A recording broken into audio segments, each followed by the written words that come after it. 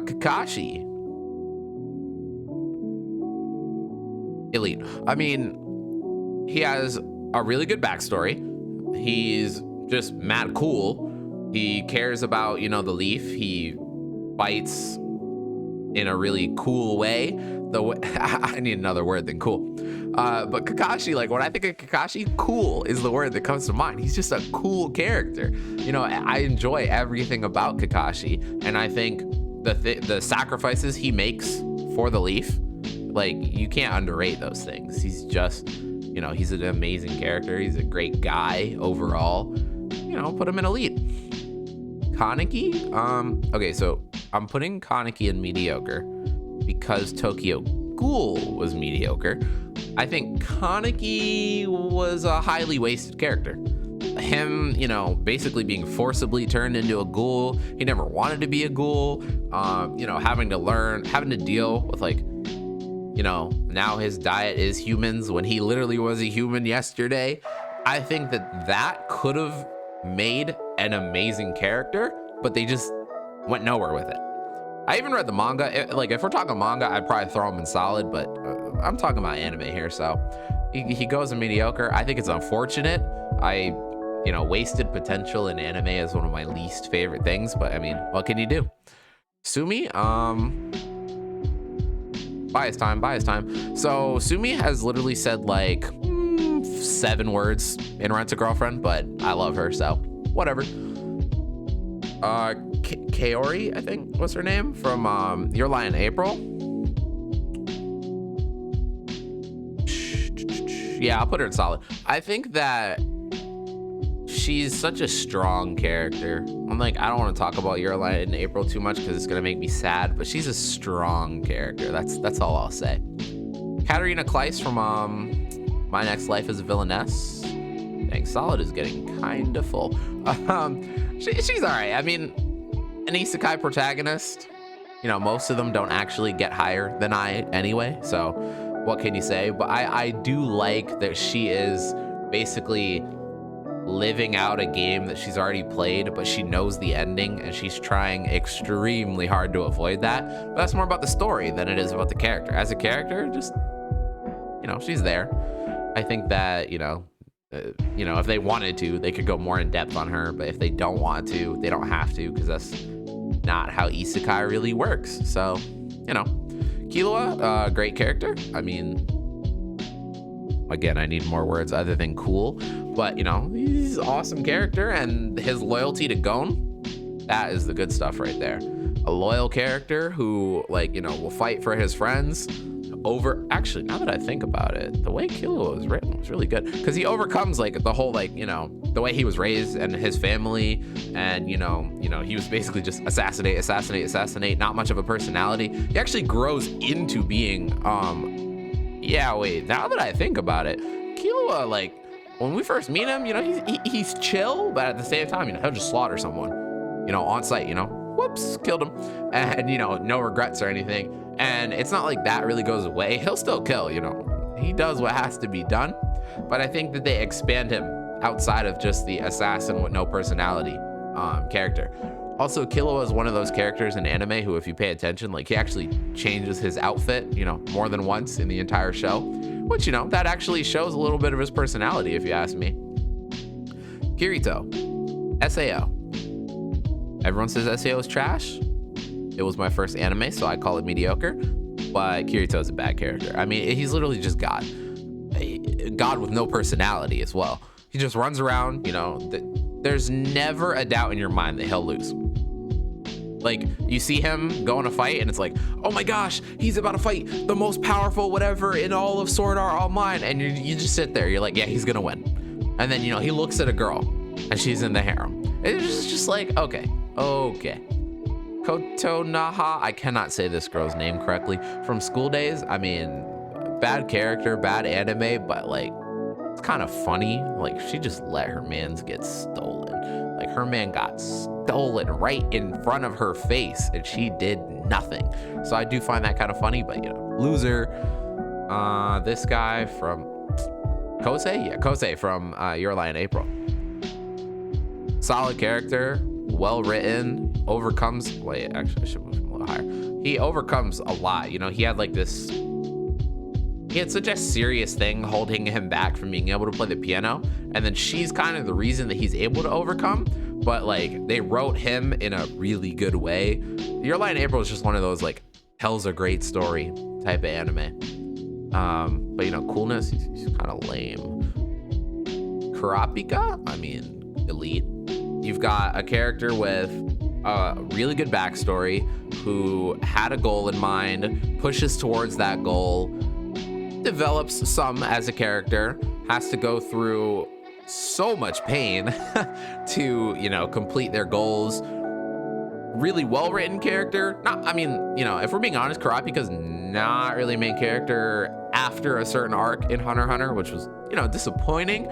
But, you know, the arc Kurapika was, you know, a main character in was an amazing arc with great writing for that character. So I'll put him in elite. Kurisu from Steins Gate. I actually just rewatched Steins Gate with my dad, and it was better than I thought. The first time I watched it, I was like, you know, this was pretty solid, but I think it might have been a little overrated. The second time I watched it, I was like, yo, this is an S tier anime. But Kurisu, I actually really like her. I think I'm gonna give her great because she has like the whole like thing with her dad. You know, not to go into too many details, but she has a thing with her dad, and then she also like has the thing of overcoming her beliefs, her science, you know, which is kind of funny because, you know, it's such a sciencey show, and she, you know, she has all the facts lined up. You know, time travel is impossible, this cannot happen. And then, you know, Steins Gate is about time travel. You know, she sees it and she doesn't even want to believe it, but she has to because it's literally right there. And I think that she was well written, and she also makes some pretty selfless decisions. You know, not to spoil anything, but she's a cool character. Levi. All right, if it was on coolness, Levi would go up here. But like, as a person, you know, I'll put him at the. This is probably like Levi slander, but you know, I'll put him at the top of solid. I think that, you know, he's cool. You know, every time you see him fight, it's like, yes, Levi. And then, you know, other than that, it's like, you know, he likes things to be clean. He's like a strict, but kind of cool to be around captain. He's been through a lot. My goodness, he's been through a lot. I might have to, you know, just for him not cracking under the pressure, I'll move him up because I just thought about it, and damn, that man has been through it. Goat. Light Yagami is one of the greatest anime characters of all time. And I don't really think that many people disagree with me, so let's go. Luffy. So I personally do not like when there's a main character in an anime who's kind of stupid. You know, kind of like Asta. Like, oh boy, oh, this math, it's breaking my head, and, you know, steam comes out their ears. Or, you know, they just like, oh, food, I want food, you know. But Luffy, I don't know, there's just something about Luffy that he's so cool, and like, I love him so much that he manages to completely overcome being an absolute meathead. You know, pun intended, because, you know, he always wants meat. Like, that's Luffy's thing, you know, meat. But I think Luffy's one of the goats. I think that he is, okay, like, as a character, he's not written to develop that much. He's written to progress. And I think that, like, I was watching a video by the Masked Man, or, you know, he goes by the Asura now, and like, he was talking about like the difference between like development and progression, and like how Luffy in his world, like, he's not really meant to be the type of character who's like constantly developing as a person or whatever. He progresses with the story. And when I started to think about that, I was like, I never really like considered characters through that lens. And once I did, I already liked Luffy, but now I had even more of an excuse to like him. So shout out Asura for that, and I'm gonna put him in GOAT. Mai from Nichijou. She's like the most boring character in Nichijou, but that doesn't make her trash. Like, she also has some really funny scenes, but like, she doesn't show off that much personality, so, you know, it is what it is. Mai from Mai from Bunny Girl Senpai.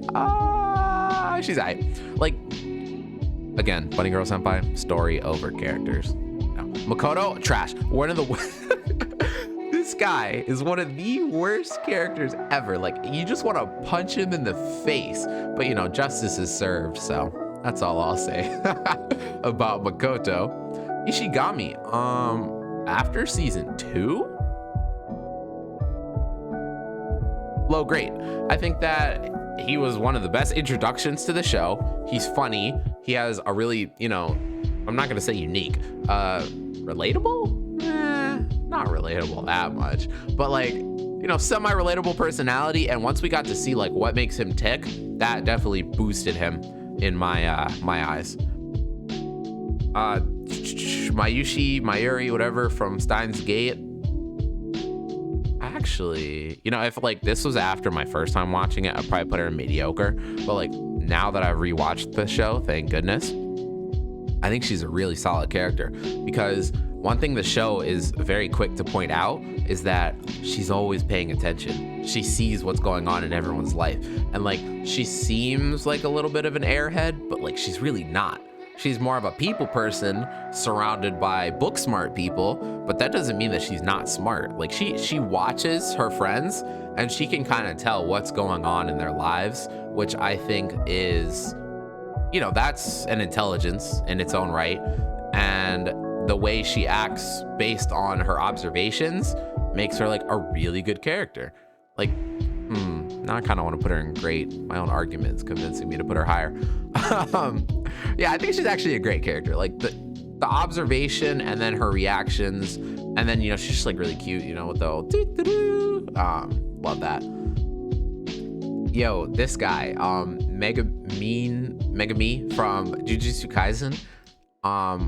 I will literally come back to this video and like add like a little caption thingy or whatever once this guy does something, because ever since we met him, all he has done is get washed, just washed over and over and over again. And like, I see potential there, but bro, all he does is get beat the hell up. So, you know, I'll put him in mediocre for now, but hey, I think eventually he's gonna do something, but for now, this man just gets washed repeatedly. Meliodas, bad. I'll put him right next to, you know, his little boo thing, because wait, no, he's better than her, but you know, Meliodas is just whack. I don't like Meliodas. I don't know why people like Meliodas. He runs around, you know, with the squeeze, you know, not, you know, family friendly content, but you know, I don't like Meliodas. He's not cool. Mikasa? Probably the most overrated character in Attack on Titan. But with that said, wait, let me be honest with myself. Yeah, Mikasa is going in she's just, I mean, if we're being honest, Mikasa is just like the biggest anime simp out there. Like, you even mentioned like doing anything to Eren and she just pulls up. She's like, what did you say? I'll kill you. And it's like, okay, at first I really liked the whole loyalty thing, but you know, I've watched the show twice, 2.5 times now, and like, I'm just tired of it. It's like, okay, Mikasa, we get it. Like, you have any other personality traits other than defending Eren? So, you know, mediocre. Like, these two, what do they do? What do they do? The blue-haired girl from Nichijou. Her name has escaped my mind at the moment. She is hilarious. The scene where like her little drawings like, you know, fly up in the air and she's trying to stop everyone from being able to see them was like so funny. I mean, you know, I'm judging comedy characters based on how comedic they are, but like, just hilarious. So, you know, I'll put her in solid. If you haven't watched Nichijou, after you watch Konosuba, go watch Nichijou. Two very different types of comedy, but they're both amazing. The other girl from your name, Mitsuha, I'll put her right next to her Butang, because, you know, they're both solid. Like, it's, again, their story completely outperforms them as characters. Mine from Ascendance of a Bookworm. All right, where's Hinata? So she's another one of those one-track mind characters. So, you know, you got Hinata, I want to stay on the court. You got mine, I've been trapped in another world and all I want to do is read a book. Like, she wants to read a book. That's it. She wants to read books in a world without books. So she goes to such high lengths, extreme lengths, just to read a book. I enjoy the show because it's like a slice of life isekai, but as a character, I mean, she just wants to read books. So you know what? Demoted. Nami? Nami got all her character development at the beginning of One Piece. Like, if we're being honest. I'll put her in solid, but like after the first Fishman arc, what was that guy's name? You know what I'm talking about. Arlong, yeah. After the Arlong arc, there wasn't that much more development for Nami. I mean, she just grows, she progresses. The One Piece characters don't grow that much as people. They progress through the story.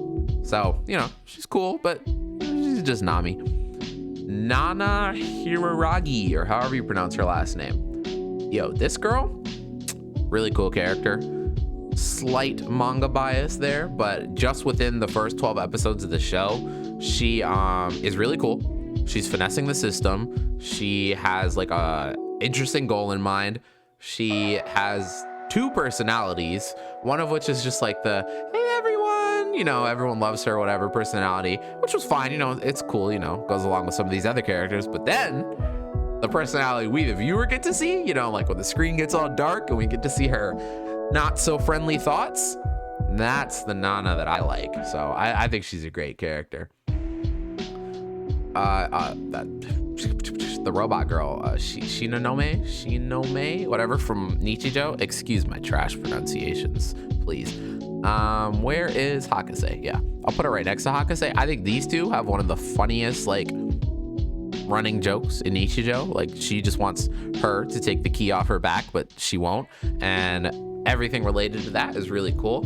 And then the whole thing with her wanting to go to school, like that was within a comedy. Actually, I'll put her over. Within a comedy, that was actually like some pretty solid character development. So, you know, love to see that.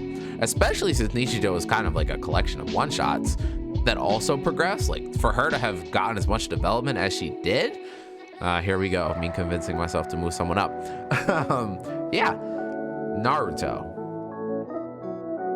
Naruto's like the less cool Luffy, you know, like, to me.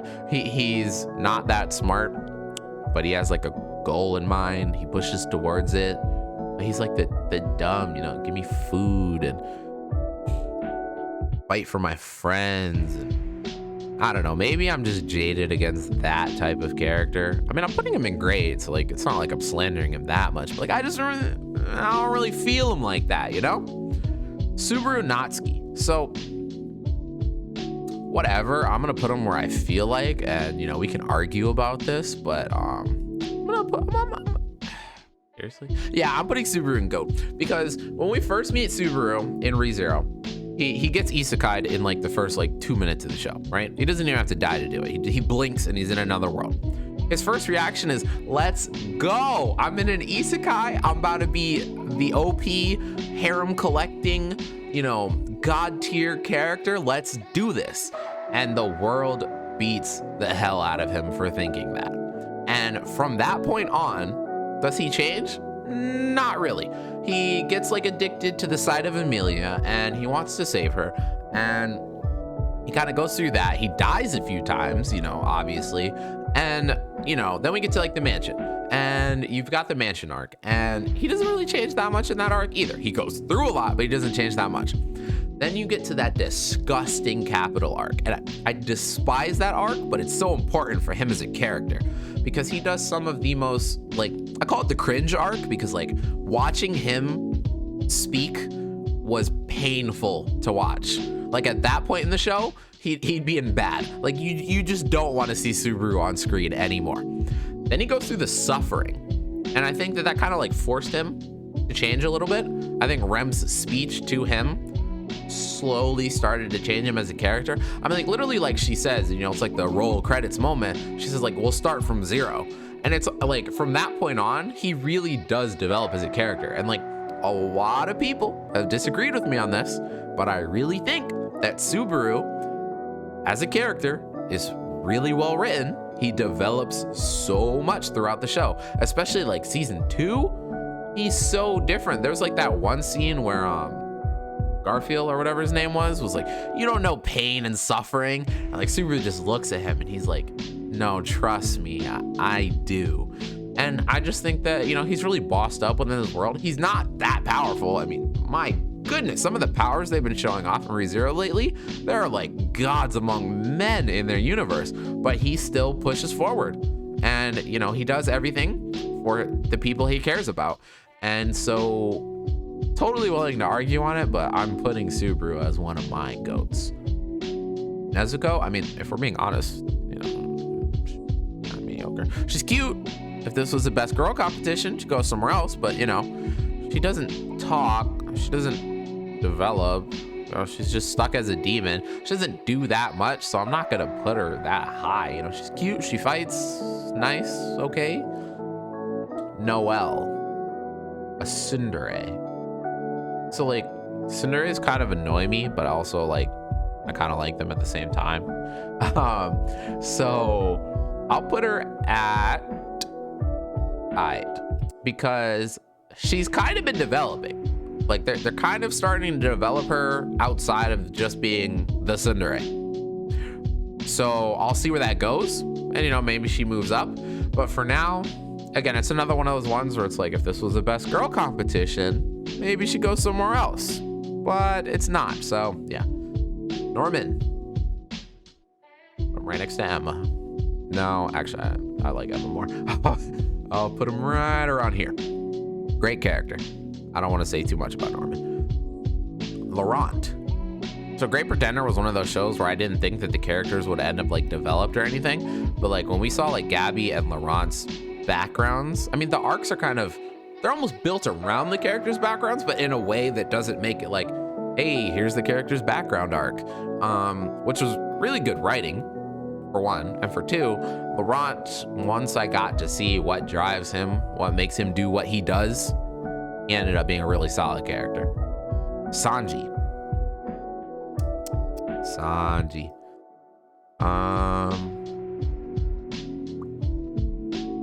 He's alright.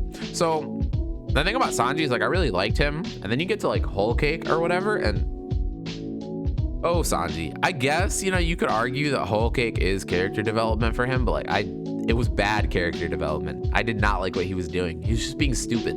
And then, you know, a lot of the time Sanji's just like, you know, he sticks to, he's not that different from when we meet him. You know, he won't fight a lady. He doesn't use his hands to fight. He's the cook.